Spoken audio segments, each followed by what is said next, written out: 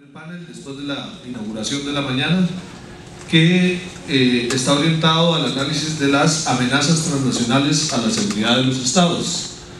La estructura del panel es un primer momento que es una intervención de tipo conferencia a cargo de don Manuel Mora Salas, quien es analista en temas de seguridad y geopolítica y a quien agradecemos mucho su participación y su colaboración. Y luego vamos a, después de la intervención de don Manuel, vamos a tener una mesa redonda donde tenemos 3 ponencias un poquito más acotadas, con la participación del comisario Eric Lacayo Rojas, quien es director de la Escuela Nacional de Policía. Él se va a referir a la formación policial y Estado de Derecho en Costa Rica de cara a las amenazas transnacionales.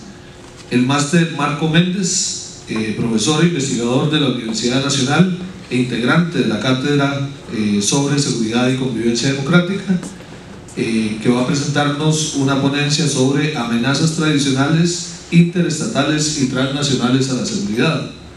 Y el máster Rodrigo Campos, quien es el coordinador de la carrera de Ciencias Criminológicas de la UNED, quien se referirá a perspectivas y herramientas para el abordaje de redes criminales. Tuvimos muchas opciones de participaciones y por eso lo hemos tenido que hacer un poco comprimido el programa, pero estaríamos trabajando en este primer panel de 2 a 4 y media. Luego vendrá el prometido café de Tarrazú, por cierto. Y de esta forma pues le doy el micrófono a don Manuel, quien nos va a hacer pues esta conferencia introductoria a el tema de las amenazas transnacionales. Muchísimas gracias, Manuel. Muchas gracias por la invitación. Siempre es un gusto poder participar en foros o en actividades de este tipo que permiten que conceptos modernos sobre geoestrategia, geopolítica y la visión sobre esos temas se expanda y cada vez la gente se interesa más en estos asuntos, porque de ellos depende realmente el mundo y el país, y no exagero ni mal ni bien.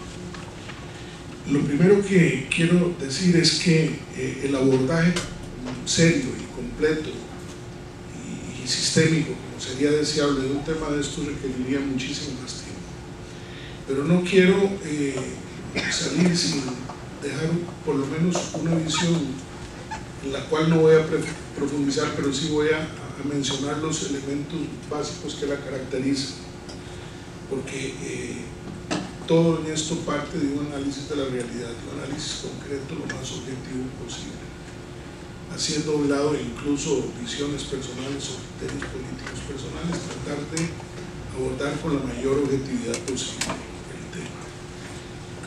Y arrancamos con el mundo actual. Pero para entender el mundo actual, porque en este mundo es que tenemos ya las amenazas planteadas, tenemos que ver de dónde viene este mundo actual y por qué está tal como lo vemos hoy día. Y entonces voy a hacer una salida un poco rápida y pasándole por encima algunas cosas desde el final de la Segunda Guerra Mundial. La Segunda Guerra Mundial, como ustedes saben, se produjo en el año 45. Y hay un detalle muy interesante que quiero señalar. Se ha discutido mucho si convenía o era indispensable a los Estados Unidos detonar 2 armas atómicas para derrotar al Japón al final de la guerra. Hay muchos analistas que consideran que no era necesario, que al haber terminado Rusia la guerra, la Unión Soviética entonces, la guerra en la dirección oeste, se iba a concentrar en el este, y así es, trasladó sus tropas a Manchuria, reforzó toda esa dirección y había empezado las operaciones activas, es decir, ya Japón iba a tener un enemigo muy ducho y fuerte encima, que era cosa de tiempo al final de la guerra. Y otros consideran que las 2 bombas atómicas que los Estados Unidos usan ahí es precisamente para iniciar una nueva época. Es una época que desde ese momento al presente está marcada por la existencia de las armas nucleares, y esto cambia cualitativamente toda la situación política y operacional en el mundo. Es decir, que al aparecer el arma nuclear cambia todo, cambia la doctrina de los estados, cambia la estrategia de los estados, y de hecho esto determina toda una serie de nuevos conflictos que se dan durante toda esta época. El más reciente de ellos fue la guerra de Corea, que fue una guerra muy sangrienta, una guerra donde se probaron nuevos tipos de armas que solo se habían asomado en la Segunda Guerra, y ya que aparecen, y es una guerra tan violenta, tan seria, que ha dejado heridas no sanadas, y actualmente el mundo está observando una vez más cómo la crisis en la península de Corea pues tiene el mundo en vilo, y pensando la humanidad sobre su futuro y su porvenir. Es decir, vean un conflicto no resuelto donde ni siquiera hubo un acuerdo de paz, simplemente un armisticio fue lo que hubo. Bueno, de ahí caen dos grandes potencias del periodo anterior, como Estados Unidos, como Francia e Inglaterra, pasan a segundo plano, emerge una nueva potencia hegemónica, digamos en Occidente, con los Estados Unidos, al punto de que cuando Francia es derrotada en la batalla de Dien Bien Phu en 56, nomás sale de Francia, ellos se meten, ocupan Indochina, ocupan Vietnam, toda Indochina, y se meten en esa guerra que, como ustedes saben, termina en el año 75 con una gran derrota de los Estados Unidos. En esa guerra es Nixon precisamente quien pone fin a la guerra. Pero esta guerra dejó ya algunos elementos muy interesantes, sobre todo de orden militar, que convendría analizar en un análisis mucho más profundo sobre este tema. Pero lo que quiero decir es que ya hay una serie de digamos, leyes que rigen este tipo de conflictos desde el punto de vista militar que empiezan a cumplirse. En el año 59 triunfa la revolución cubana, y esto produce todo un cataclismo también en el pensamiento militar y de seguridad. ¿Por qué? Porque los Estados Unidos dicen, bueno, nos habíamos preparado para una guerra nuclear. Su doctrina militar era de la respuesta total, era una respuesta, una guerra nuclear completa la que se iba a dar, y de pronto se dan cuenta de que en Cuba lo que triunfó fue una guerra irregular, y que ellos no estaban preparados para librar grandes guerras irregulares, y que por lo tanto se requería hacer un ajuste completo. Entonces renuncian a la doctrina de la represalia total y adoptan, estando McNamara como secretario de Defensa, la doctrina de la reacción flexible, que decía que un gobierno debía estar, un Estado debía estar listo para dar respuestas en el plano nuclear, en una guerra regular y total, y al mismo tiempo poder librar guerras irregulares en cualquier teatro de operaciones.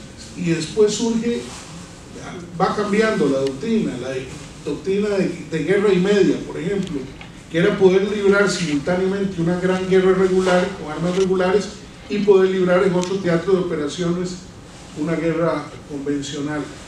Lo que conviene aquí señalar es que como producto de todo ese análisis que hacen, surge lo que se llamó entonces la doctrina del frente interno, donde los ejércitos que se habían concebido para defender la soberanía y el territorio de los estados contra amigos externos, básicamente, de pronto dicen, no, hay un enemigo interno muy peligroso, y los ejércitos ya no solo deben estar preparados para librar esa guerra externa, sino que deben estar preparados para librar una guerra interna. Se referían a la contrainsurgencia. Entonces es por eso que desarrollan toda la nueva doctrina de contrainsurgencia, que contemplaba en la época de Kennedy, por ejemplo, hasta reformas agrarias en determinados países para aliviar las contradicciones sociales internas que impulsaban la insurgencia, atenuarlas y evitar ese tipo de guerras. Entonces ya la doctrina y la estrategia van más allá de operaciones activas, y van incluso también a estrategias políticas y económicas en relación con este tema. Por otro lado, siguen desarrollándose en distintos lugares conflictos. El mundo colonial se cae, las colonias portuguesas se cae el sistema colonial, aparecen nuevos estados, algunos en situaciones geográficas ya muy complejas, como esos países donde de pronto un pueblo que organizado todavía en clanes queda dividido, y una parte en un país, otra parte en otro país, situaciones muy difíciles y conflictivas que se gestan en esa caída del sistema colonial, y que no nos arrojan, en este caso, países con líneas de desarrollo claras, sobre todo en el continente africano y otras zonas, sino muy confusos, muy difíciles, y hay muchos problemas que se generan ahí. Entonces, como ven ustedes, el mundo de la posguerra además se caracteriza porque hay una contradicción fundamental en esa época. El análisis dialéctico, es decir, que ve el mundo en constante desarrollo, permanente cambio, y que analiza la mecánica de ese cambio y cómo y por qué se produce el cambio, etc. Parte de que la contradicción es la fuente del cambio. Sin contradicción, sin opuesto, sin lucha de contrarios, no hay cambio. Entonces, ¿cuál era la estructura de ese mundo de posguerra? Básicamente, una contradicción fundamental. El campo capitalista, con un nuevo líder que son los Estados Unidos, que desbancaba a Inglaterra, desbancaba a Francia, y se erigía además el país que quedó íntegro, sin destrucciones y con toda la capacidad económica intacta para ejercer ya un control y acabar incluso con la soberanía financiera de algunos de estos países que habían tenido. Y conocen el acuerdo de Bretton Woods y todo lo que viene en ese periodo. Pero lo que quiero plantear aquí es que esa contradicción fundamental es entonces entre un campo, llamémoslo socialista, entendiendo bien el término, jefiado por la Unión Soviética, porque ahí había países que no estaban construyendo el socialismo, no podían construirlo, pero que estaban en una línea progresista y junto a la Unión Soviética. Y estos dos bloques tenían una contradicción muy aguda en lo político y en todos los órdenes, incluido el militar. Y entonces estos dos grandes bloques son los que generan la contradicción fundamental, que era precisamente entre el campo que llamaban socialista y el campo capitalista. Y la guerra de Vietnam se da dentro de este marco. Recordemos también que en el año 49, inaugurando esta época, China también toma el poder del Partido Comunista en China e inicia un proceso de transformaciones que tiene un periodo incluso caótico y muy complejo. Recuerdan ustedes la época de la Guardia Roja y todos estos excesos, hasta que se llega a un periodo en que China hace grandes cambios, conserva muchos elementos típicos de carácter socialista todavía: medicina socializada, educación, inversiones del Estado en los renglones muy importantes, y al mismo tiempo una apertura y una liberalización que forman y han permitido que China se desarrolle hasta donde ustedes saben que es ahora prácticamente la primera potencia del mundo.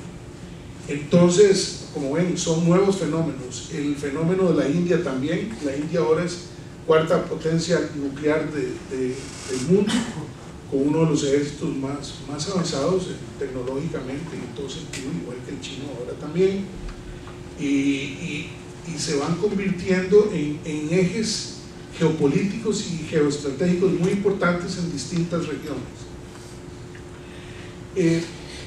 La caída de la Unión Soviética es un cataclismo gigantesco.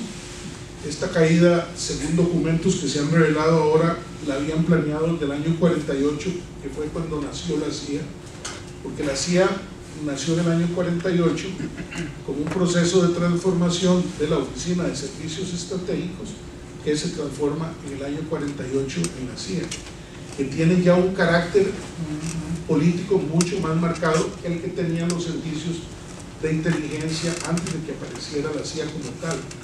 Obviamente ellos hacían inteligencia exterior y penetraban organizaciones, etcétera, pero no de una manera tan especializada como empieza a darse con la aparición de la CIA. Este plan de destruir a la Unión Soviética partía de que querían partirla en unas 40 partes. Esas 40 partes debían convertirse en repúblicas separadas, autónomas, y es lo que empezaron a construir. Tomemos en cuenta que también en este periodo se desintegra Yugoslavia, que había estado integrada con Tito y después de la posguerra. Se estimula el desmembramiento de Yugoslavia, se separa, se estimulan las contradicciones, los odios, como se puede ver en muchos lugares actualmente también, y es, digamos, un ensayo de lo que se está produciendo actualmente en el mundo. Yugoslavia es desmembrada, conocen ustedes la guerra que ahí se da, y por primera vez en Europa, una vez más, bombardeos masivos, sobre todo contra Serbia, masivos en gran escala, de lo cual pues poca información se dio, pero fue una guerra muy seria. Los países bálticos recobran la independencia, pero se convierten en países básicamente impulsados por un movimiento neonazi muy fuerte, los 3 países bálticos. Y en el caso de Polonia hay un resurgimiento también de las corrientes de este tipo. Y en Ucrania, al separarse, pues se crea una situación muy compleja, nueva, porque Ucrania no es lo que dice la prensa. Ucrania es mucho más compleja. Tiene un occidente más prooccidental, de la redundancia, más influenciado y con, digamos, más prejuicios antirrusos que una Ucrania oriental que fue siempre ruso, parte de Rusia, que se sienten rusos, que combatieron en la Segunda Guerra Mundial contra los alemanes, que fueron víctimas de las hordas fascistas que en Ucrania dirigía Stefan Bandera. Stefan Bandera, para que tengan una idea, hizo la lindeza en Polonia, no en Rusia, de quemar en una noche 130 aldeas con todos sus habitantes. El nivel de bestialidad era la época en que los nazis estaban arriba también, lo cual deja también conflictos muy serios entre Bandera y Polonia y los nazis. Vean ustedes la complejidad.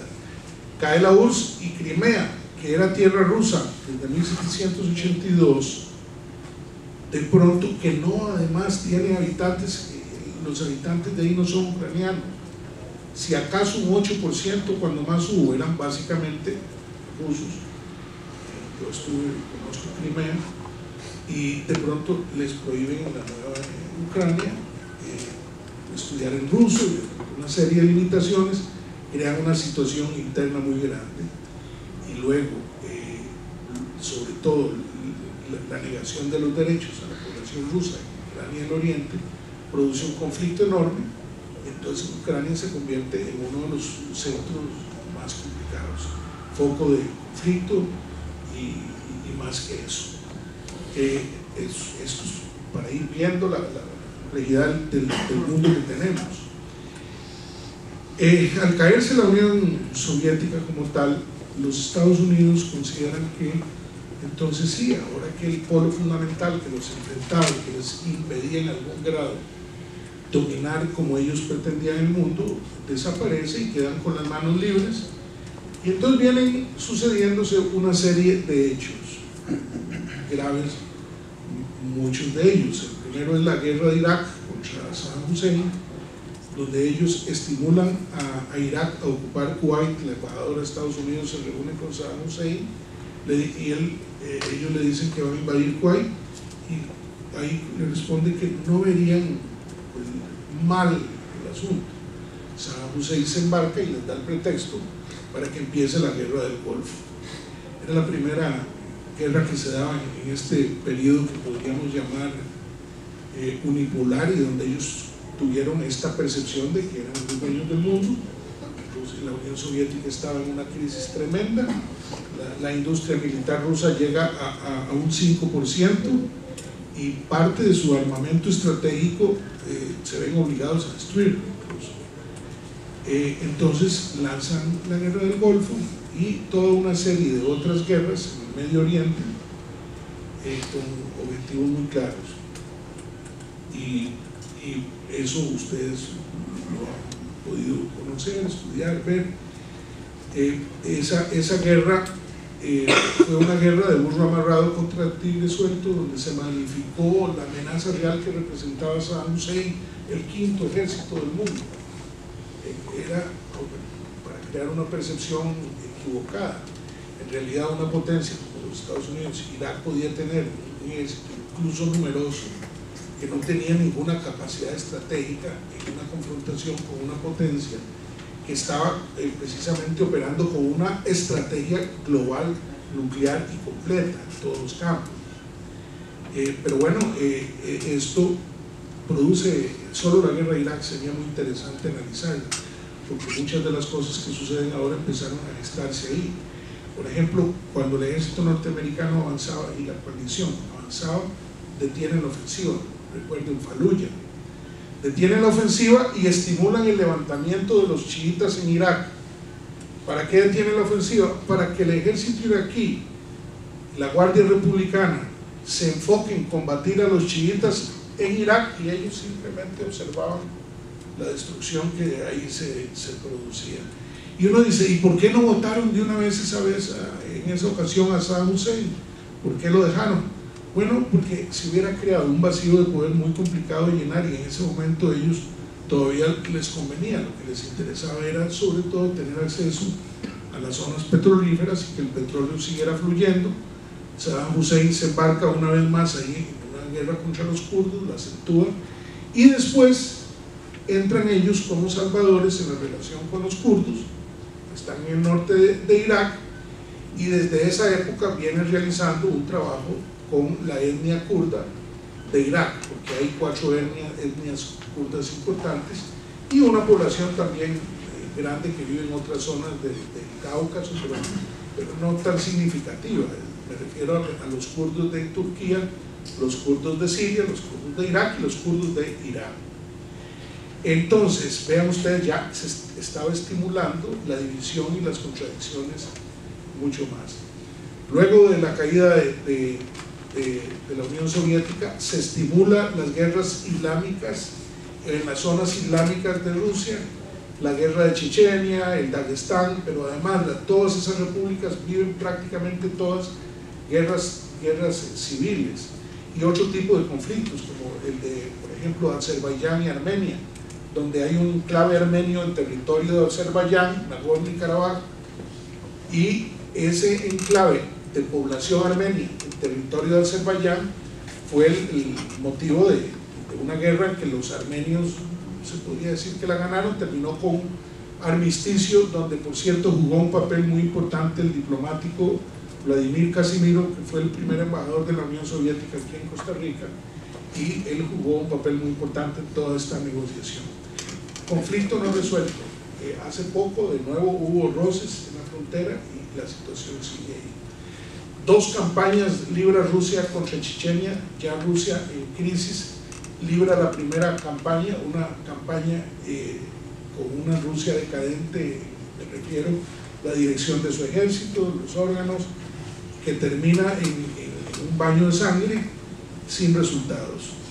Asciende Putin al poder y Putin empieza a introducir cambios muy grandes. El ejército estaba destruido, lo habían desorganizado, lo habían deshecho desde distintos puntos de vista de lo que se le vea, pero sobre todo lo que se conoce como disposición combativa completamente menguada. Los pilotos, si antes volaban X cantidad de horas, ahí no estaban volando ni la cuarta parte de las horas que debían volar, lo cual hace que obviamente su capacidad en caso de un conflicto pues sea mucho más baja.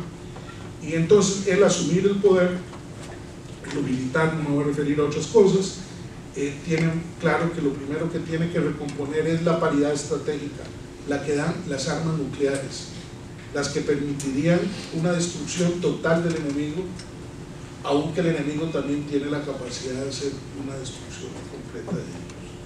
Pero en el momento en que esa paridad se lograra, ya una guerra mundial, para obligar a todo el mundo a adoptar el modelo liberal. Y esto empieza a funcionar incluso en Rusia. Ven que incluso que Rusia no es un país socialista, ahora hay que entenderlo. donde incluso muchos grandes logros los perdieron, y por eso hay un sector de la población que le cobra a Putin eso y apoya la política exterior de Putin, pero no la política interior. Ya no tienen medicina socializada, en fin. Si nos quitaran a nosotros el seguro, fue un proceso que está en curso. Sería un hecho gravísimo. Imagínense el cataclismo que significó allá perder toda una serie de cosas que había. Y después lo han lamentado. Pero en el terreno militar logra un desarrollo extraordinario y logra la paridad, y yo diría más que la paridad, la superioridad en un montón de campos, cosa que podríamos incluso analizar campo por campo y arma por arma. Sorprenden al mundo, sobre todo con los cohetes cruceros rusos, que cualitativamente son otra cosa, y con las armas hipersónicas y con algunas otras cosas. Lograda la paridad, impulsa la reforma del ejército para ponerlo al nivel. Hay modificaciones estructurales, modificaciones de doctrina, modificaciones de equipamiento, que sería largo hablar, muy interesantes. Y esto llega hasta un punto de cambio, que a mi juicio es la guerra de Georgia. Georgia, armado y estimulado por los Estados Unidos, crea un ejército moderno, llevan armas de Ucrania. Por ejemplo, los tanques T-72 nuevos que tenían eran ucranianos, y crean una capacidad en el ejército georgiano que la sobrevaloran y subvaloran la capacidad del ejército ruso de reaccionar. Y en medio de las Olimpiadas del 2008, lanzan una ofensiva contra Georgia. Esta ofensiva contra Georgia empezó, es decir, en términos horribles, porque no solo la bombardearon, la aviación, sino con lo que se conoce la artillería reactiva. Usar artillería reactiva en ciudades es un genocidio, y ahí las usaron contra una ciudad de ellos mismos.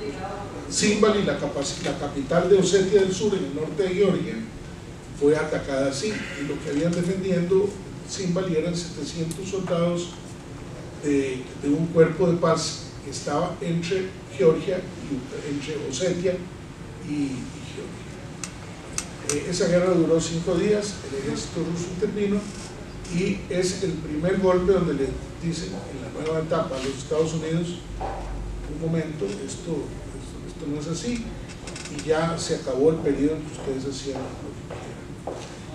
Liquidaron la guerra, y quedó claro que a partir de ese momento ya aparecía un nuevo polo de poder que confrontaba a los Estados Unidos.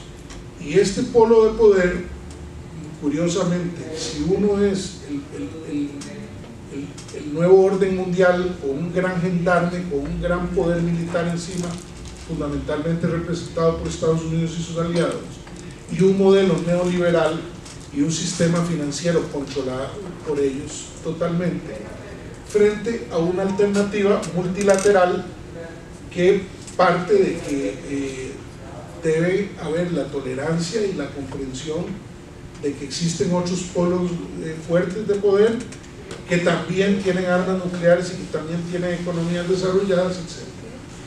Rusia empieza a trabajar y a liderar junto con China esto que es los BRICS. Y ustedes me dirán, ¿qué hace Brasil ahora ahí con este golpe?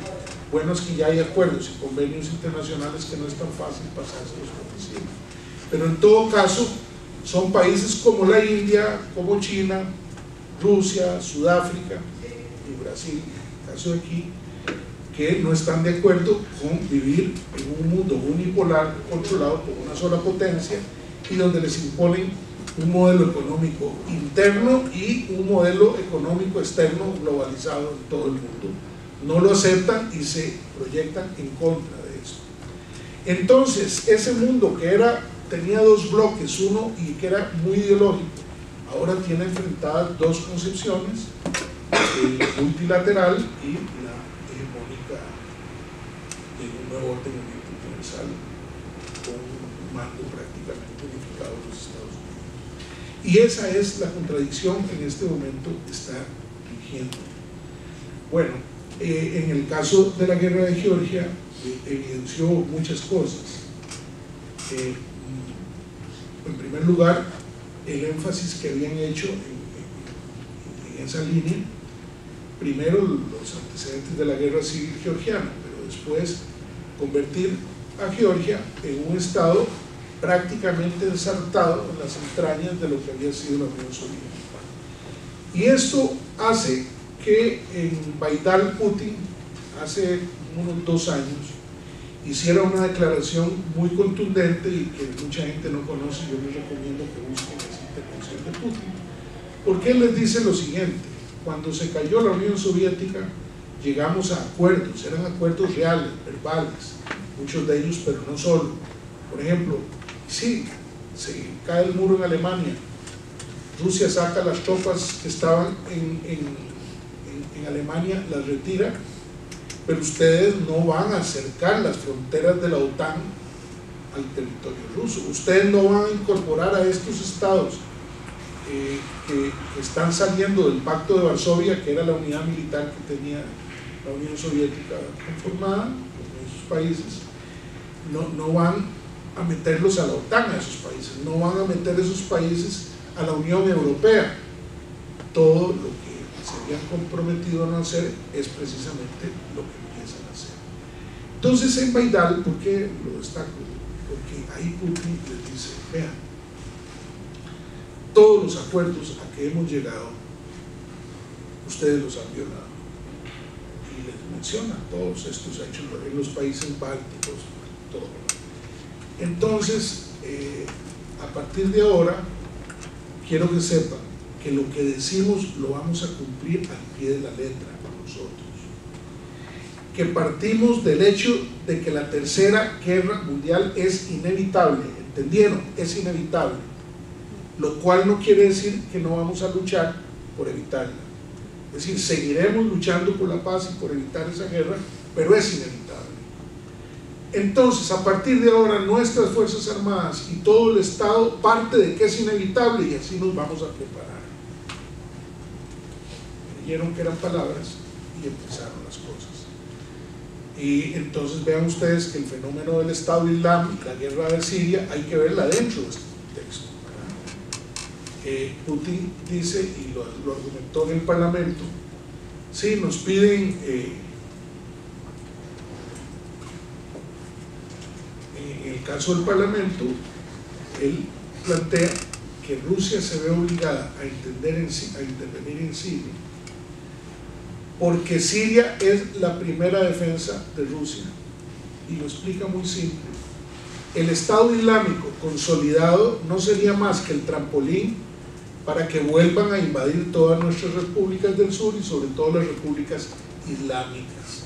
No lo vamos a permitir. En Siria no es que fuimos simplemente solo a ayudar al pueblo sirio, y lo dice claro, estamos ahí porque es nuestra línea de defensa.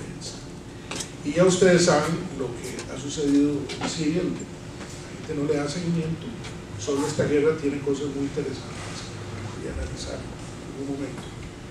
¿Por qué? Porque son lecciones para los pueblos, para que esto no ocurra en muchas latitudes. Es decir, guerras que dejan absolutamente destruidos a los estados, no parcialmente destruidos. Ni siquiera la invasión a Irak por los Estados Unidos dejó tan destruido ese país como están quedando ahora. ¿Por qué? Porque ahí los Estados Unidos bombardeaban y atacaban sobre todo a las Fuerzas Armadas de Irak y a las instalaciones militares. Pero esta es una guerra donde todo se está destruyendo, porque el tipo de táctica que se desarrolla es una táctica que más bien repite lo que se hacía en los combates urbanos de la Segunda Guerra Mundial, Stalingrado, por ejemplo, donde la defensa se articula no linealmente, sino por puntos de resistencia. Entonces la defensa de una ciudad es la articulación de distintos puntos de resistencia que luego se integran dentro de un sistema. Si a esto se le agrega la preparación ingeniera que hacen ahora, es impresionante. Toman un pueblo y ya están las excavadoras y están haciendo los túneles y están haciendo toda la preparación ingeniera y comunicando un punto de resistencia con otro y articulando. Entonces, tomar eso implica prácticamente ir piedra por piedra tomando la ciudad. Resultados: destrucción total, absoluta. Bueno, estos son rasgos de esta nueva época. Y para apresurar, porque habría muchísimas cosas que ver, debo decir que como resultado de todo esto tenemos un mundo lleno de puntos conflictivos y todos con un potencial peligrosísimo. Hace poco estábamos en vilo y cómo se resuelve lo de Ucrania, y si no se resuelve, y si Rusia entra en Ucrania ya y liquida al gobierno ucraniano, entonces la OTAN va a intervenir, trasladan tropas, metieron ahora una brigada nueva, hace poco hicieron un desfile, ya han empezado a instalar el sistema antimisiles que está colocado en varios países, ya está en Polonia, está en Rumanía parcialmente. El pretexto para ponerlo eran los cohetes de Irán. Irán no tiene armas nucleares y además ya hay un pacto que se hizo con Irán, los propios Estados Unidos. Eso ya no era peligro, necesitaba mantenerlo. El kit del asunto es muy simple.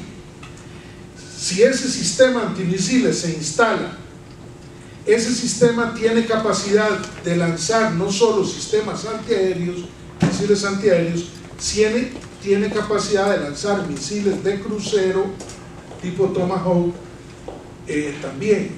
¿Y por qué Rusia le teme? Muy simple, porque no es lo mismo tener cohetes del enemigo a 12, 10.000 kilómetros de distancia a tenerlos a 1.000, a 1.500 kilómetros. El tiempo de vuelo de un cohete hacia Rusia, en las fronteras de Polonia, es muy corto. Habría que ver cuánto llega hasta Moscú, de cuánto dispone los sistemas de alerta para detectar el ataque, responder con los medios antiaéreos y neutralizarlo. Los tiempos se van achicando. Es otra razón, porque en caso del famoso primer ataque, las potencias siempre decían: a que lance el primer ataque tiene ya una gran ventaja. Por eso ambas aseguraban una capacidad de respuesta tan fuerte que aún matando a todos los humanos, la Unión Soviética hubiera respondido, porque había un sistema, suena feo eso, de inteligencia artificial para responder. Cuando los sistemas detectaban que tenían que operar ya independientemente, un cohete volaba y atravesaba todo el espacio del país y transmitía señales que activaban electrónicamente todo el sistema de respuesta, y la respuesta entonces se producía. Esto está otra vez en funcionamiento. Es el desquiciado mundo actual, cuesta comprender cómo los humanos llegamos a niveles tan sofisticados para aniquilarnos y aniquilar la vida en todo el planeta. Entonces, esto está reactivado. Pero veamos por encima, sin analizarlo. Rusia ya recompuso 2 bases en el Ártico, 2 bases en el Ártico. ¿Por qué en el Ártico? Porque con la aceleración del deshielo, entonces en el norte de Rusia, entre el Polo Norte y el territorio ruso, se crea un canal muy largo, a todo lo largo, donde pueden transitar las lanchas. Y Rusia tiene la flota de rompehielos más grande del mundo, prácticamente creo que tiene 12 rompehielos contra uno que tiene Estados Unidos, y el Ártico tiene alrededor del 23% de los recursos naturales. Entonces, pero vean ustedes que ahora Noruega se volvió activísima militarmente, está muy activa en las maniobras de la OTAN, está muy activa. ¿Por qué? Porque Noruega sí tiene intereses petroleros, y entonces vean ustedes cómo estos intereses y la nueva realidad empieza a mover políticamente a los países. Finlandia, que era muy prudente, y Suecia, que desde Carlos XII no libraba una guerra, en este momento está a punto de entrar a la OTAN. Es decir, ahí tenemos broncas en el corto y en el mediano plazo que pueden darse, situaciones de agudización. Luego, ni hablar del Báltico y de la situación en Ucrania. En este momento, el acuerdo de Minsk permitió que eso no evolucionara. pero lo de Ucrania además se creó porque cuando Rusia intervino en Siria, si hubiera mordido el anzuelo y se hubiera embarcado en una guerra contra los ucranianos, que hubiera sido una guerra muy seria, porque prácticamente es como una guerra civil, esa guerra les habría distraído fuerzas y además les habría debilitado la capacidad de centrarse en la solución del problema militar y político sirio. Por eso el acuerdo de Minsk es un acuerdo que permite que esto no hubiera escalado quizá a una guerra con armas nucleares tácticas o aún mayor. Pero ese es el ajedrez.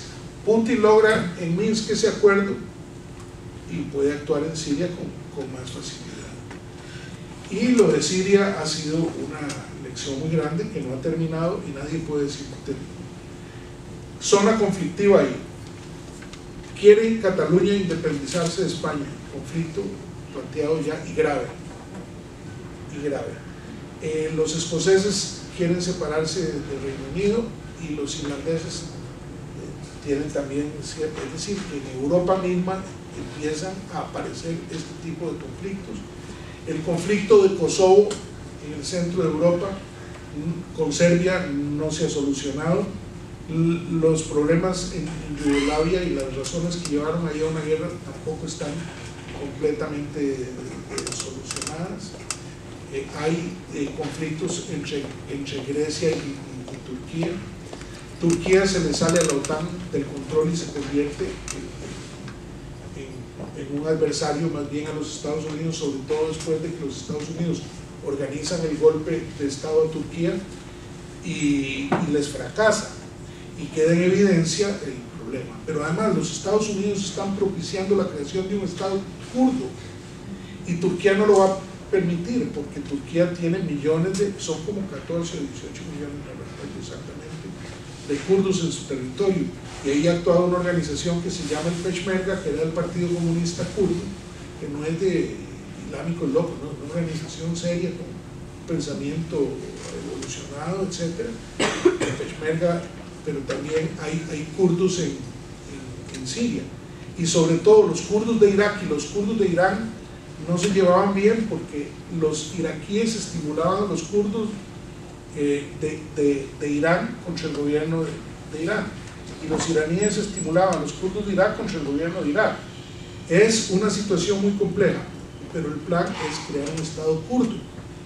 Ese Estado kurdo prácticamente controlaría la zona petrolera más rica y esto crearía un desbarajuste total y absoluto de toda la región, lleno de sorpresas. Vean ustedes cómo Qatar, que lo veíamos como, se podía ver como una ficha más de Arabia Saudita y los estados de los Emiratos Árabes y con todo esto, de pronto se sale del canasto y mejora las relaciones con Irán, y entonces al principio una situación que no tenía explicación, bueno, empieza a cobrar forma. Vemos que se está desarrollando una guerra en Yemen. Esa guerra en Yemen, Arabia Saudita con todo su armamento es el país tercer país en gasto en armas actualmente, Arabia Saudita. Sin embargo han demostrado una incapacidad en el manejo estratégico de esa guerra tremendo. Los yemenitas, con un ejército viejo y con algunos modelos muy viejos, les han dado muy duro, ¿no? Han tenido serios problemas. ¿Qué es lo que está detrás? Los fosfatos. Una tierra riquísima en fosfatos, que es uno de los materiales que se consideran estratégicos. En general hay 5 elementos que juegan un papel muy importante en cuanto a recursos naturales, unos conocidos, obviamente el petróleo, el gas, todo lo que tiene que ver con los hidrocarburos, el agua, las tierras raras y los alpestos. Tierras raras y toda una serie de nuevos elementos como el torio y otros, los cuales, por cierto, es muy rico Bolivia y también Venezuela. Esto para ver, digamos, aquellos elementos estratégicos vitales que las potencias no pueden prescindir de ellos y que tienen que asegurar fuentes a esos minerales. Entonces, eso hace que toda la región esté muy complicada. Zbigniew Brzezinski, que era, bueno, de los tipos respetados del Partido Demócrata, asesor, analista geopolítico y geoestratégico, decía que después de varios miles de años en que el Mare Nostrum, el Mediterráneo, había sido el eje geoestratégico, el Mare Nostrum había perdido ese carácter y que se había trasladado al mar del sur de China, y eso es así. Entonces veamos el mar del sur de China, efectivamente por ahí pasa una parte importantísima de todo el comercio mundial, pero además, sobre todo, ahí está volcado China con extensas costas. Entonces los Estados Unidos privilegian esa dirección estratégica, ya es su dirección más importante desde el punto de vista del desarrollo militar y estratégico, pero solo tiene una isla, que es la isla de Diego García, y entonces ellos pretenden construir lo que se llama el collar de Jade, que sería una red de bases para rodear a China y controlar el mar del sur de China. Pero entonces vean ustedes qué ensalada se forma. Vietnam, un país exsocialista que mantiene muchas de sus conquistas sociales, pero que ha tenido un desarrollo económico con apertura también muy grande. Al terminar la guerra con los Estados Unidos, China invadió Vietnam. Y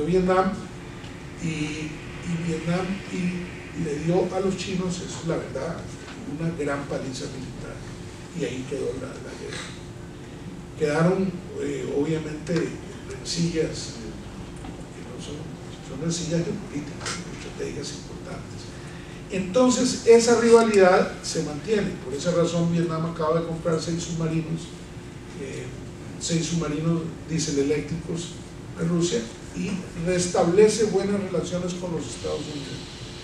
Es decir, mejora su relación con los Estados Unidos a pesar de las diferencias ideológicas y de todo orden, porque siente que tiene una contradicción con China muy grande.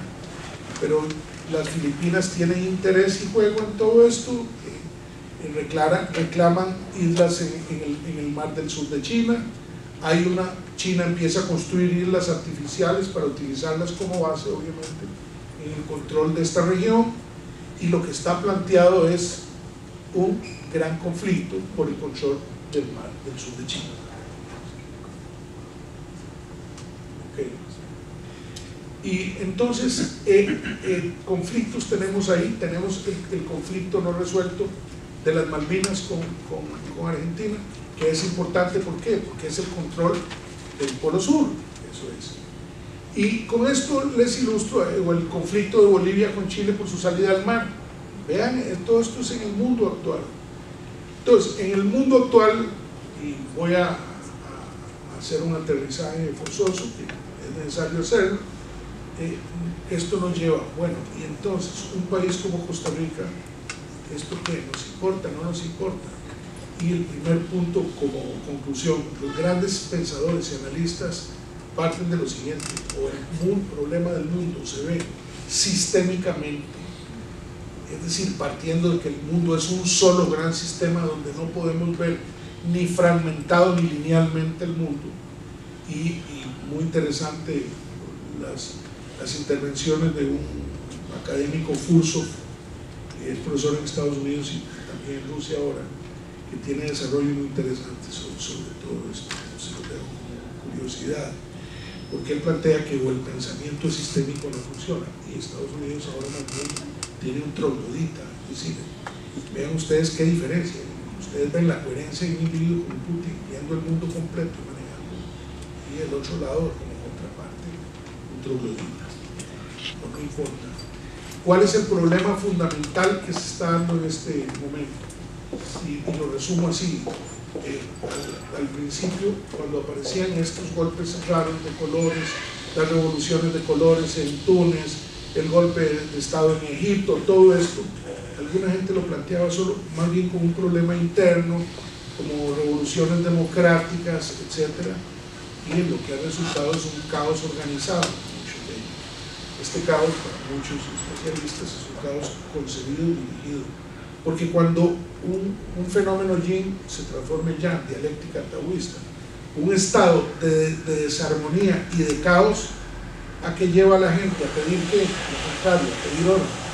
Y ellos están listos a ofrecer este orden. Entonces se plantea que ese caos organizado tiene que abrir las puertas a un orden que obviamente sería un orden de mano dura con un modelo neoliberal impuesto. Entonces la pregunta, en el caso de Costa Rica, ¿puede su soberanía depender de los organismos internacionales, sí o no? Y esto no es si me gusta el vecino o no me gusta, eso hay que preguntárselo así. Entonces, para elaborar una doctrina costarricense de seguridad que nunca ha existido, tal, y aquí está mi amigo el coronel Lacayo, que sabe bien que se ha venido haciendo un esfuerzo y que cuesta abrir las mentes a que se entienda que el país debe tener una doctrina de seguridad, que se plantee el problema y diga a partir de qué principios y cómo va a abordar eso y cuáles son los criterios que el Estado costarricense tiene para abordar y enfrentar estos temas. Entonces esa es una pregunta. Y la otra, para hacer un análisis de riesgo estratégico del país, tiene que analizar en primer lugar sistémicamente la situación, el mundo entero, qué está pasando y cómo eso se puede reflejar en nuestra seguridad. Luego el continente, para irnos acercando, la región del Caribe, que es zona históricamente estratégica, como el Mediterráneo en Europa, el Caribe para nosotros es parecido. Y entonces, en este contexto, ¿cuál es el riesgo externo que tendríamos en el presente, en el corto, en el mediano y en el largo plazo? ¿Qué amenazas? ¿Cómo los conflictos geoestratégicos y estas grandes pugnas pueden reflejarse en nuestro país? Y hay que ver cosas, por ejemplo, hay una estación de GLONASS de control de satélites del sistema satelital ruso en Nicaragua. Eso hace que ya, en caso de una situación crítica, esa estación satelital, ¿podría Rusia prescindir de ella o no? ¿O la va a defender? No estoy hablando, ¿cómo hay que hablar en eso? No es si me gusta o no me gusta, es así. Pues claro que sí, porque ahora las armas son precisas en gran medida porque existe ese sistema satelital de georreferenciación. Bueno, entonces, por ejemplo, un gran conflicto haría necesaria la comunicación entre el Océano Pacífico y el Océano Atlántico, desde luego, y el canal de Panamá, si es inutilizado con sabotaje o con medios atómicos o lo que ustedes quieran. ¿Qué canal existe? El canal seco que hay en Costa Rica. Ustedes me dirán cuál. Sí, la carretera Moín Caldera, buenísima. No, en una situación de emergencia se militariza, los civiles no circulan, prohibido circular, y verán ustedes eso lleno de trailers para acá y para allá, y verán entonces a las tropas de ingenieros de cualquier potencia que se meta en eso, llenando de puentes de pontones y bueno, ¿por qué? Porque geoestratégicamente tenemos esa posición ineludible, no nos vamos a quitar, no, ahí está el Caribe. Bueno, ante eso el país que cierra los ojos, ¿o qué? Eso yo no estoy dando soluciones, digo, hay que plantearse el problema. Por eso el tema de la doctrina pasa a ser un tema central, pero la doctrina nos da los puntos de vista que el Estado tiene. La doctrina no nos dice cómo lo vamos a lograr, eso nos lo da la estrategia. Entonces la estrategia es la que tiene que definir cómo, con qué recursos, usados de qué manera, nosotros vamos a poder garantizar que nuestra soberanía, si es que tenemos interés en tenerla. Entonces, ¿hay peligro para la soberanía? Analícenlo, yo le he pasado por encima las cosas, pero claro que hay un peligro enorme para la soberanía que viene desde distintas dimensiones. Estoy hablando solo del riesgo externo. Si me metiera a hablar del riesgo interno, entonces ¿cuál es el riesgo mayor? Hay que analizarlo. A ver, el narco es ya un peligro estratégico, claro que sí. Si a la economía de Costa Rica, para hablar claro, se le sacara lo que corresponde al lavado, lo que corresponde a la inyección del narco, la economía se cae. Se caería la economía de Colombia, se caería la economía norteamericana. Más o menos el crimen organizado mueve más de 1.000 millones de dólares, más de 2 veces el presupuesto de Estados Unidos, solo eso. Si eso se saca, pero ¿y concluyo diciendo esto: los petrodólares sustituyeron el patrón oro, pero los petrodólares se acabaron como respaldo. Ya hasta Venezuela está vendiendo anuncia que va a vender en yuanes. Es decir, la caída del dólar no es que está en perspectiva, empezó, y que la gente sepa, eso va a causar conmociones geopolíticas y geoestratégicas en todo el mundo. Las va a causar y ya las está causando, porque imagínense ustedes que después de que ya ellos ya no tienen que respaldar el dólar o el petróleo, lo que tienen es una máquina emitiendo dinero para guerras, para lo que necesitan, y con solo emitir controlan el mundo, porque tienen el control financiero del mundo. Pero de pronto ya los estados BRICS y otros empiezan a comerciar ya no en dólares, sino en otras monedas, en otras formas, y China ya está lista con sus bancos y con su sistema para poner el yuan, y ya hasta los ingleses terminaron aceptando participar en eso. Es decir, en este momento la caída del dólar empezó. ¿Cómo se va a reflejar eso en nuestro país, en nuestra economía, en nuestra soberanía, en todos los fenómenos? Esto requiere respuestas. Entonces, un país requiere un centro de altísimo nivel de estudios geopolíticos, geoestratégicos, que respalde su política exterior, su comercio exterior y toda su política de seguridad, etc. Esa es una necesidad del Estado costarricense que nunca le ha importado a ningún político. Y estos temas que estoy abordando yo aquí a vuela plumas, pasándole por encima muchos detalles, tendrían que ser el objeto de estudio de una entidad muy seria que se dedique a eso, y que eleve política y que eleve recomendaciones. Y la doctrina de seguridad del país no debe ser un asunto del ministro de turno. La doctrina debería ser conocida y aprobada por la Asamblea Legislativa, para que después nos digan que ese llegó a militarizar, ese no. No. El Estado tiene esta política. ¿A partir de qué? De un análisis profundo de la coyuntura mundial, científico. Y ya un análisis ya de lo nuestro parte no solo de esos factores, hay que ver las características de la economía del país en función de conflictos, hay que ver el territorio del país, sus características geográficas desde el punto de la defensa, hay que estudiar las migraciones, hay que estudiar la población, absolutamente todo. Es un trabajo serio. Nos gusta, estoy exagerando, disculpa, me he quedado corto. Si nos pusiéramos a desglosar lo que esto significa, es decir, es un país que aborda charlatanescamente estos problemas, por más que haya cuadros que quieran hacer grandes esfuerzos. Esto requiere un abordaje de otro nivel, muy superior. El escalón superior en este campo es la visión estratégica, y este escalón es un escalón que requiere una gran cantidad de información y especialistas trabajando, y eso es lo que obviamente tendría que hacerse. Entonces, vean que lamento mucho, porque este es un tema sobre el cual se podrían entrar en materia, y creo que los compañeros que me suceden lo abordarán. El tema del crimen organizado, esto lo ven como un tema, ay, ahí están, se están matando entre ellos, déjenlos. Vean, así empiezan las cosas. En este momento México tiene un ejército de 100,000 mercenarios, no aficionados como aquí, sino exmiembros de sus fuerzas armadas, los Zetas y otros, todos los carteles. 100,000 se estima la cantidad de exmilitares, funcionarios de las fuerzas de seguridad, etc. En el caso nuestro, ya el tejido social, se referirán los compañeros, está siendo profundamente afectado. ¿Qué digo tejido social? Cuando ya una población cree más en los narcos que en la policía, y empiezan a darse debilidades. Vayan al Atlántico, algunas zonas. ¿Por qué? Porque si coronaron cogiendo droga ahí en Dos Aguas, entonces salieron de la pobreza.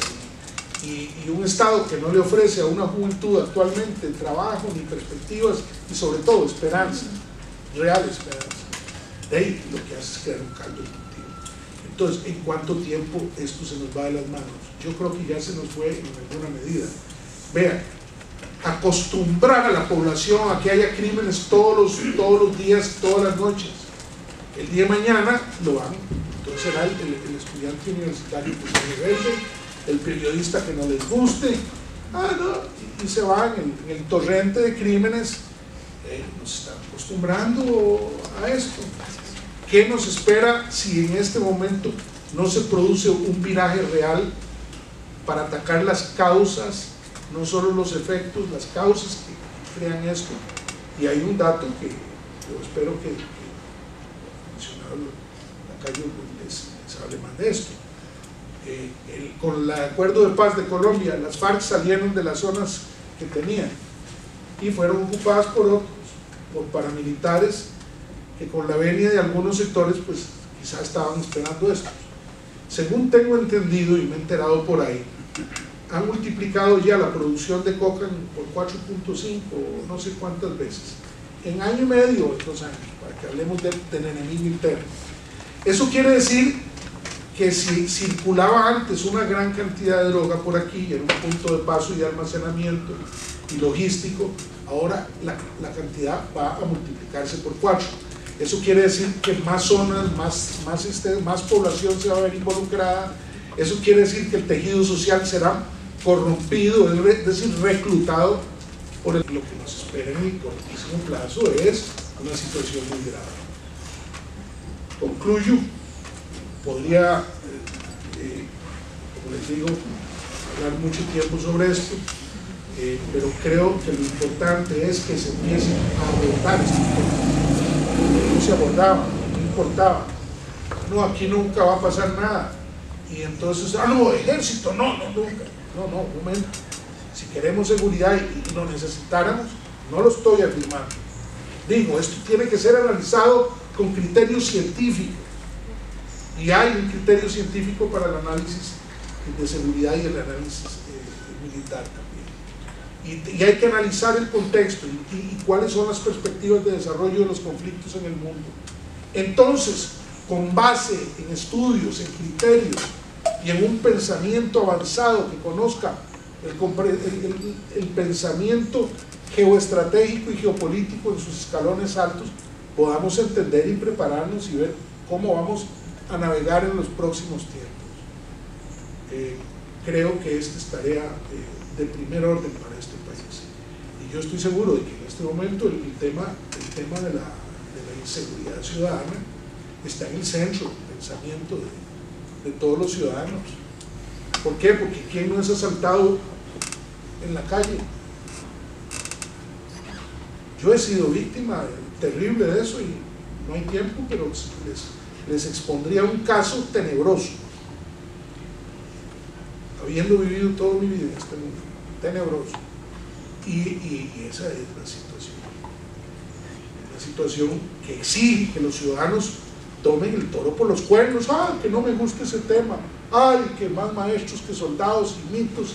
No, analicemos la realidad concreta, estudiemos la situación concreta y digamos entonces, a partir de un análisis profundo, ¿qué necesitamos? Propónganselo al pueblo, que el pueblo lo discuta, ojalá se discutiera en sindicatos, en comités deportivos, donde ustedes quieran, las fuerzas vivas del pueblo. Si esto queda moviéndose en las alturas, nos vamos a despertar en medio de una gran tragedia. ¿Cómo puede ser que con solo los sicariatos que está viviendo el país ya no son novedad? Un día detuvieron subiéndose en los buses de Guapiles a un individuo, olía mal, y le abrieron la maleta y encontraron 2 cabezas, y nadie se asustó aquí. En cambio publican el Estado Islámico decapita, terrible. Tenemos aquí decapitaciones. ¿A cuánta gente no queman dentro de los trailers? Yo tengo un amigo que un hermano estaba metido en cosas muy lamentables, y entonces ¿cómo lo castigaron? Quemaron el trailer y lo quemaron vivo a él adentro. Eso no fue mucho lado, tranquilo, ¿no? Ya de tanto que sucede nos están acostumbrando. Hago un llamado: los ciudadanos tienen que tomar esto en serio, y hay que exigir que se aborde el tema de la seguridad ciudadana como debe hacerse, con criterio científico y con un criterio de unidad nacional. Y lo digo así: hay cosas que deben unir el país ahora, la amenaza climática, las hambrunas que se avecinan producto del cambio climático, las migraciones que se pueden generar, etcétera, etcétera. Veanlo ustedes. Esto no espera, esto debe ser abordado cuanto antes mejor. Muchas gracias.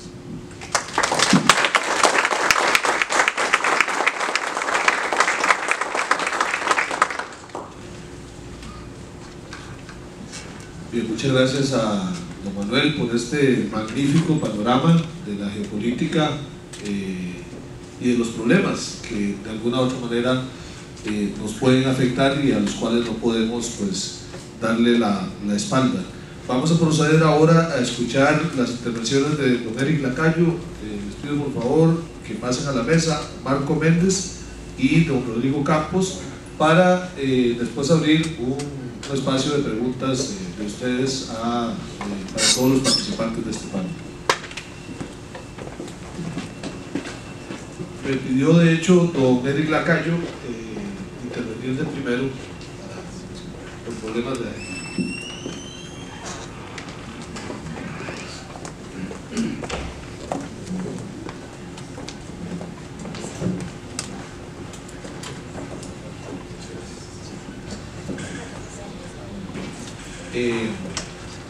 Este es, como les decía en la mañana, un espacio donde nos interesa mucho el diálogo con las autoridades, con las personas que tienen responsabilidades a nivel gubernamental y con sectores académicos, o también, como lo vamos a ver en uno de los paneles de mañana, con los sectores que están en el ámbito de la seguridad privada. De manera que es parte de lo que queremos propiciar en aras de ir construyendo esa cultura de la seguridad, incluso una cultura de la inteligencia que nos involucre también a los ciudadanos y ciudadanas, ¿verdad? Que esto no sea solo un asunto de expertos, sino que también exista participación del ámbito académico y por supuesto de los grupos organizados. En ese marco pues le doy la bienvenida a don Eric Lacayo y le agradezco su participación. Muchas gracias, don Gerardo, más bien, y agradezco el espacio porque, como se lo dije cuando conversamos, hay una oportunidad para también transmitir y dar a conocer qué es lo que se hace desde este lado. Y creo que hay mucho tema. Yo desde ya me excuso porque justamente parte de mi intención con don Gerardo era facilitarme el espacio, porque tengo varias situaciones que no me permiten estar ni más tiempo hoy ni el resto de la actividad.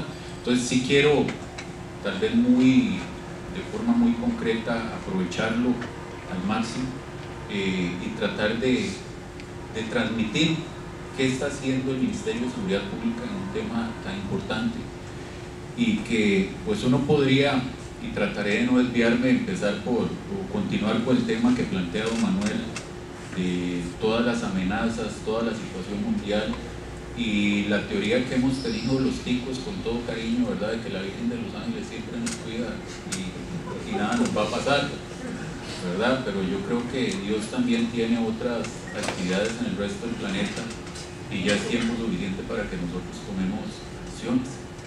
Y esas acciones o esas decisiones también, siguiendo la línea de don Manuel, no se enmarcan solamente en un tema de seguridad pública como seguridad pública, porque creo que estaríamos distorsionando la realidad de nuestro país, especialmente en temas tan sensibles históricamente como el tema de la seguridad ciudadana, y que ha tenido en algunos momentos una fortaleza para algunas actividades, pero ha limitado sustantivamente otras.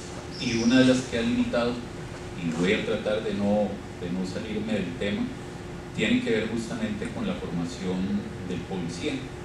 Dicen algunas personas, tienen una frase que cada país tiene la policía que necesita o que quiere, y si uno echa un poco para atrás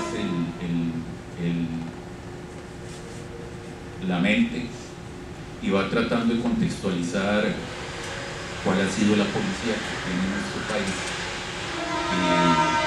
pasa el año 49 con la constituyente, se da una transformación, integración de algunas partes del ejército a la policía, que creo que también hay un dato que no todos tenemos claro. Hay policías en nuestro país antes del 49, estamos hablando de la época de la colonia, ya viene desarrollándose la policía, el sistema de seguridad del país. No nos vamos a ir tan allá porque no es necesario en este momento.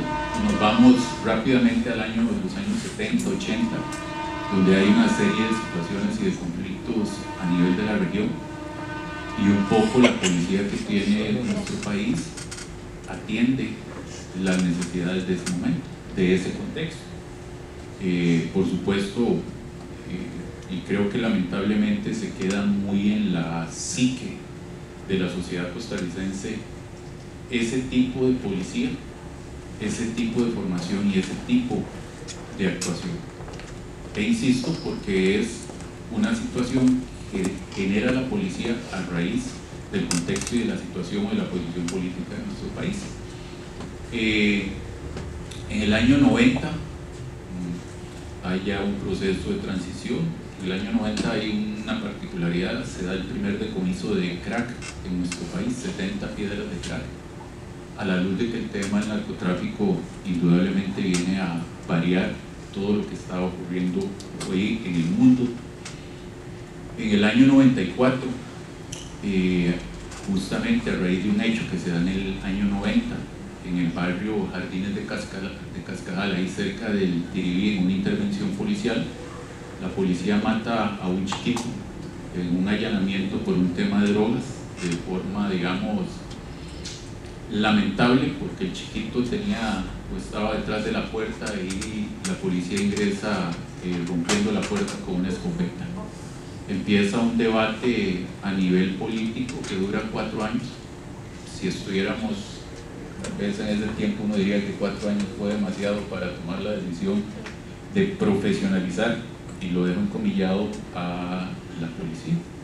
Sin embargo, ese esfuerzo en el año 94 se materializa, se aprueba la Ley General de Policía, que es un paso muy importante para la policía, y hablo en términos generales de nuestro país, porque por lo menos pone sobre la mesa la necesidad de muchas cosas más que igual, me aprovecho, Manuel, hemos conversado en diferentes momentos y tiempos sobre la visión país del tema de seguridad ciudadana o del concepto de seguridad integral del país, que no solo tiene que ver con lo que estamos viendo hoy, homicidios, asaltos, robos.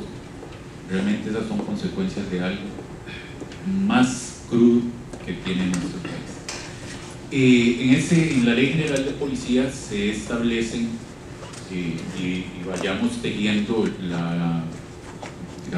la importancia que ha tenido el proceso de formación policial. 2 artículos que son los que guían ese proceso de formación, el 93 y 94 de la Ley General de Policía. El 93 nos establece que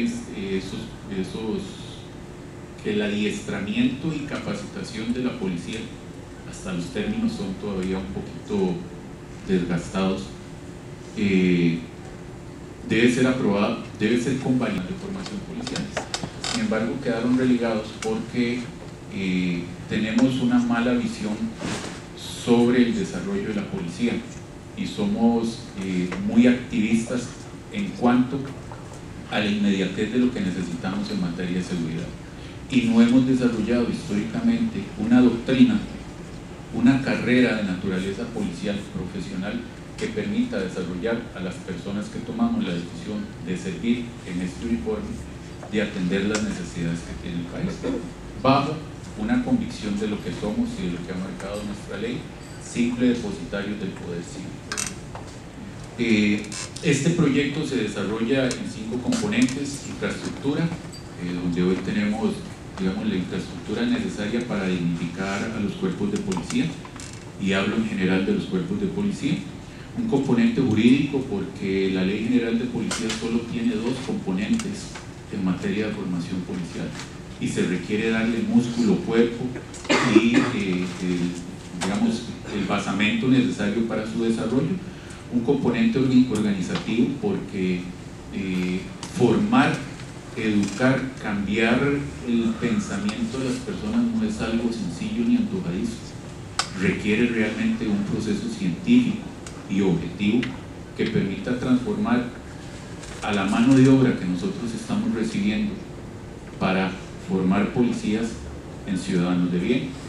Solo como un dato, nosotros tenemos, ya les voy a decir porque les pedí el dato actualizado, en promedio nuestros estudiantes están ingresando a la policía de 26 años,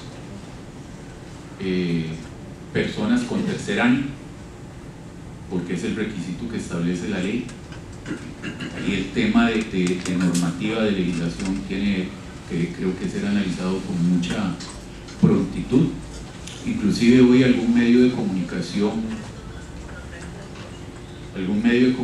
hacía alusión al tema de la conducción de vehículos policiales. Solo, igual se los ilustro con mucha transparencia, para ingresar a la policía usted no necesita licencia. Los requisitos están dados por la ley y un requisito que debería tener toda la policía es su licencia de conducir. Hay un quiebre ahí que no nos permite formar o dar esa capacitación en el curso básico policial, sino que tenemos que darlo como un curso de capacitación posterior a que la persona haya estado o está dentro de la institución. Un componente organizativo, les decía, pues requerimos toda una serie de profesionales en el área educativa que nos permitan realmente atender de forma inteligente y de construir nuestros propios sistemas de formación. Hemos sido ayunos en el tema de investigación, y aquí aprovecho el espacio también como docente. Creo que los centros de formación de educación en nuestro país hemos estado un poco ausentes en ese tema que está ahí, que tiene que ver justamente a cómo queremos que viva nuestro país, ¿verdad? Al final aquí hay un tema de seguridad, pero ese tema de seguridad no es el fin, es cómo queremos convivir nosotros y qué esperamos que eso que llamamos policías dentro de las sociedades cumplan una determinada función. Yo por lo menos concibo que la función de la policía en Costa Rica es generar un tema de convivencia pacífica. Hoy difícil por la cantidad de diferencias que hay a nivel social. Como para no confundir el efecto de lo que estamos teniendo con una objetiva solución a la raíz del problema que está generando estas circunstancias. Un cuarto componente de equipamiento, y el quinto tema, que es al cual quiero llegar porque yo sé que ya voy como por el minuto 14, tiene que ver con el tema académico. Y el tema académico es justamente el que hace la transformación de lo que nosotros querramos tener en nuestra policía, y es el que debemos o estamos construyendo a la luz de los diferentes componentes. Y vamos a ver más o menos el conversatorio va en torno a qué se está haciendo en la formación de los policías versus el tema del respeto a los derechos humanos.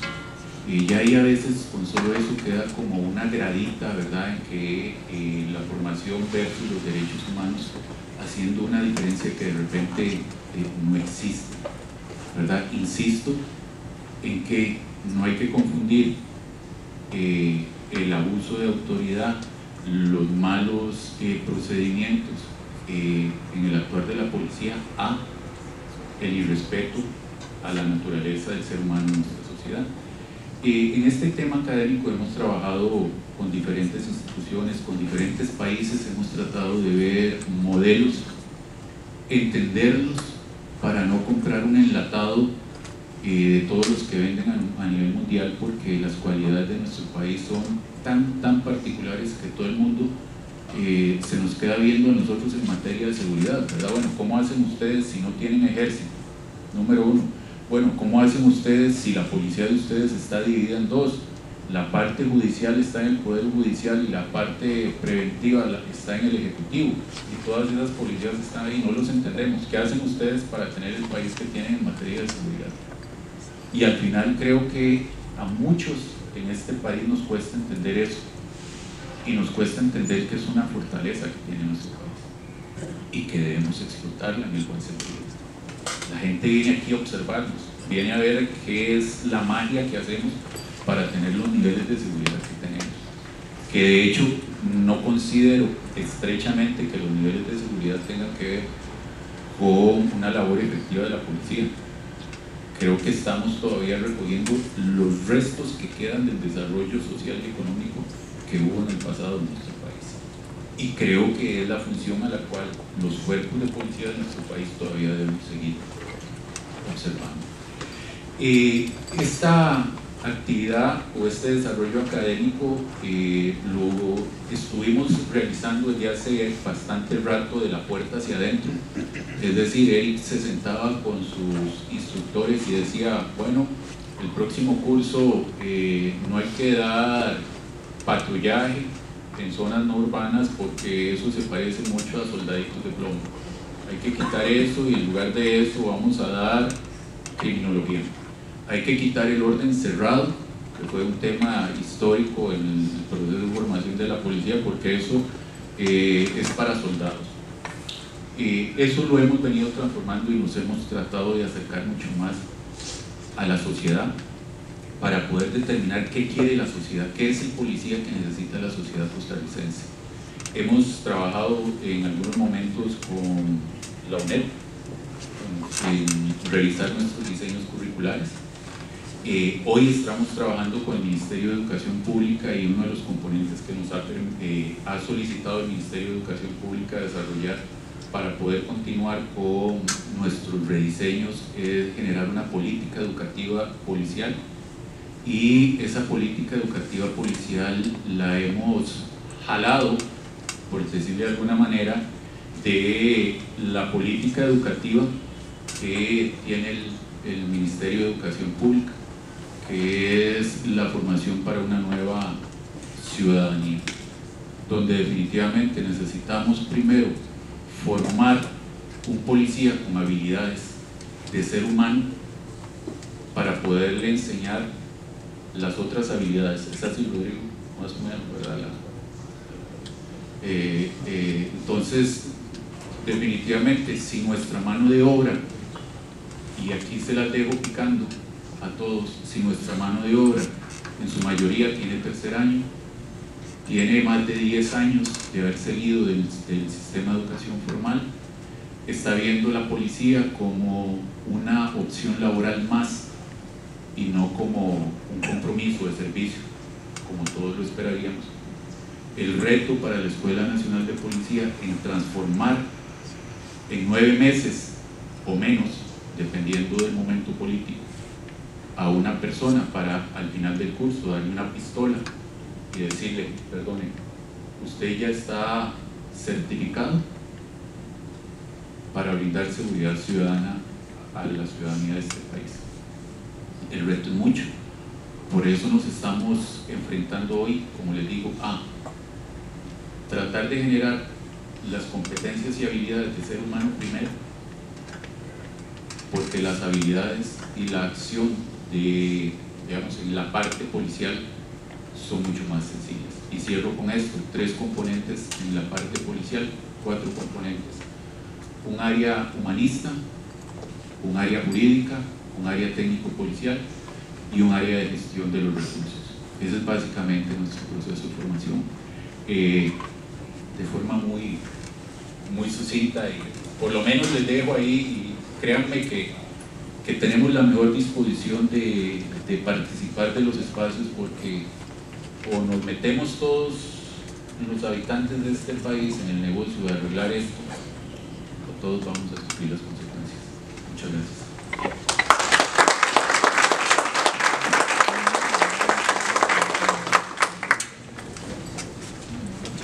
Muchas gracias a don Eric Lacayo, y reiterarle pues también que la cátedra está a disposición de la escuela, porque puede ser muy interesante también cómo podemos aportar desde la academia recursos, capacidades, conocimientos para el proceso de formación policial, que puede expresarse incluso en charlas cortas, en seminarios cortos, ¿verdad?, que no interfieran con el proceso que ya ustedes tienen pues institucionalizado.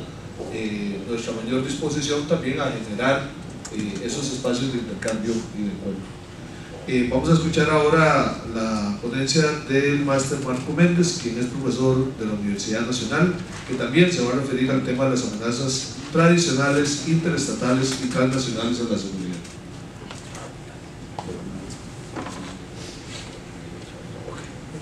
Muchas gracias. Muy buenas tardes. Primero agradecerle a Gerardo y a los colegas de la cátedra por esta invitación para compartir con ustedes unas reflexiones.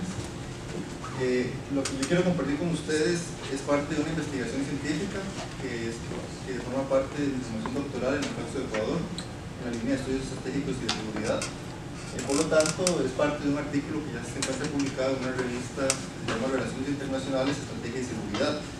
Y el objetivo de este artículo es marcarse en la reflexión que se ha hecho previamente en términos de la construcción de zonas de paz en Centroamérica, en América Latina en general, pero por otra parte es importante conocer cuáles son sus comportamientos fácticos en esas relaciones entre los estados. Ese trabajo tuvo una base fundamentalmente cuantitativa en su análisis. Sin embargo, las reflexiones van a ir de la mano con el componente teórico para poder establecer algunas ideas centrales que podrían también de alguna manera apoyarnos en esta reflexión sobre el papel de Costa Rica en la seguridad internacional contemporánea. Lo primero que quiero recuperar, aquí guiado con la reflexión que ya hacía don Manuel Mora, tiene que ver con esas transformaciones que ha tenido el conflicto a nivel internacional con el fin de la Guerra Fría.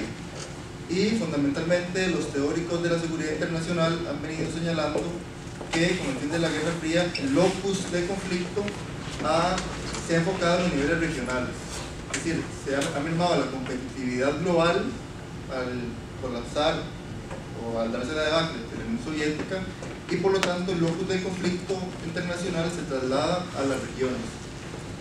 Otra idea importante es que en esas transformaciones del fin de la Guerra Fría se van a empezar a identificar que una gran cantidad de las preocupaciones de la seguridad internacional no necesariamente van a ser vinculadas con los grandes conflictos internacionales, sino con las amenazas que perciben los estados en el orden interno.